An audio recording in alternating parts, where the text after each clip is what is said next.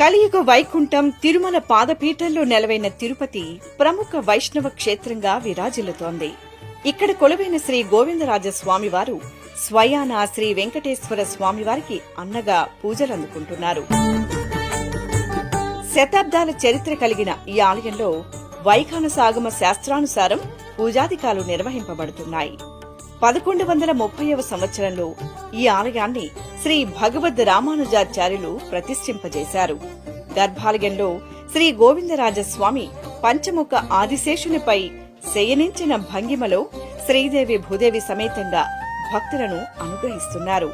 శ్రీ పార్థసారథి స్వామి, శ్రీ కళ్యాణ వెంకటేశ్వర స్వామి, పుండరీకవల్లి అమ్మవార్ల ఉపాలయాలతో పాటు పలువురు వైష్ణవ భాగవతోత్తముల సన్నిధులతో గోవిందరాజ స్వామివారి ఆలయం నిత్యం భక్తజన శోభితంగా శోభిల్లుతోంది.